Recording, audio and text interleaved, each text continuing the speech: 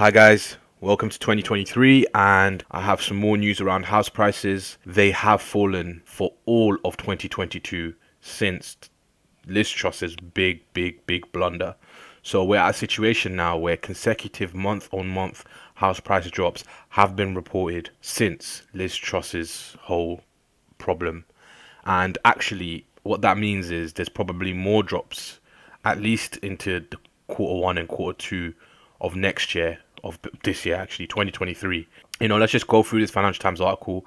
Let's see exactly what it's saying, and we'll do some. I'll give you some of my quick thoughts on it. So, UK house prices fall for the longest period since the financial crisis, and a lot of this information comes from the mortgage provider Nationwide, which in the United Kingdom is one of the biggest mortgage providing institutions, and that means they're the people with a lot of data on how house prices are going up and down, and they have a vested interest to report on this kind of stuff because they want to know how house prices are changing because they provide the money for a lot of people to buy houses. So, UK house prices fell for the fourth consecutive month in December, marking the longest contraction since the 2008 financial crisis, as rising interest rates deter prospective buyers. Personally, as a first-time buyer myself, this makes a lot of sense. If I'm buying a property that costs £200,000 with a 10% deposit, the amount I pay on a mortgage has gone from somewhere like £700, maybe less, to around close to £1,000, which you know it's a massive change. £300 is huge. It's basically a car lease, you know, and money like that is not easy to just absorb. Prices contracted 0.1% between November and December, following falls every month since September. According to figures provided by Nationwide, the mortgage provider, as I said earlier, it was the worst run of consecutive monthly contractions in 14 years and took the average price of a home to £262,000, down from a peak in August of £272,000. So the average property price since August has gone down 10 grand, £10,000, which in the grand scheme of things might not seem like a huge amount. It's still relatively unaffordable for the average person to buy. However, being an average, this means certain properties might have fallen more quickly. Certain properties might still have grown. Certain properties in very high demand areas probably remain at about the same level of interest and probably haven't decreased in price much or at all. So it's totally dependent on where you are. However, across the board, there's been a decrease.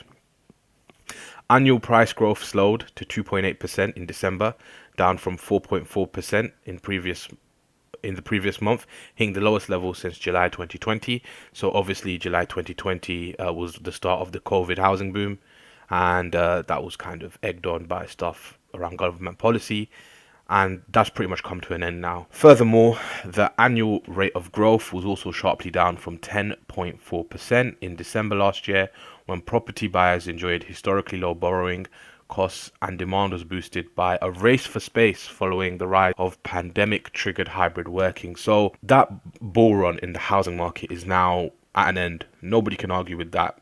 House prices, I'm not saying they're going to crash. I'm not saying they're going to stagnate. I'm not saying they're going to increase, but we know for a fact that that massive burst of energy that was on the housing market, all the conditions and factors that allowed for that to happen have now disappeared. And there has been a minor correction. Where this goes, we'll have to see. So on screen now, there's a graph. This is information from Nationwide. So obviously other lenders might have different information, but Nationwide is quite a big lender, so they probably have.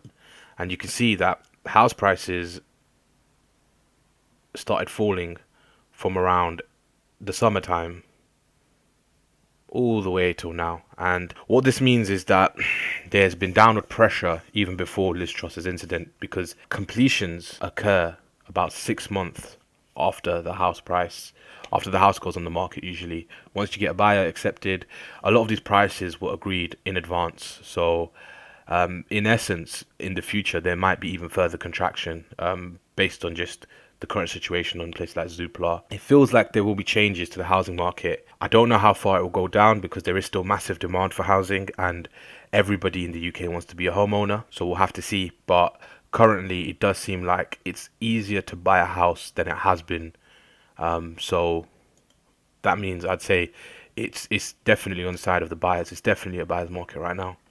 So Robert Gardiner, Nationwide's chief economist, said that while financial market conditions had settled after former Chancellor Kwasi Kwarteng's mini budget in September, mortgage rates are taking longer to normalize and activity in the housing market has shown few signs of recovery. He added, it will be hard for the market to regain much momentum in the near term as economic headwinds strengthen, with real earnings set to fall further and the labour market widely projected to weaken as the economy shrinks. Basically saying there's a chance people might lose their jobs. A lot of the way they write these things is completely unfair to the average person. He's basically saying there's a lot of economic pressure in the UK, people are getting poorer, earnings aren't really increasing in line with inflation. The people who do have these, relatively weaker paying jobs than it was earlier are more likely to lose them. Therefore, in the grand scheme of things, he doesn't see the reason for house prices to increase, or he doesn't see where the money's going to come from to make house prices increase in the near future,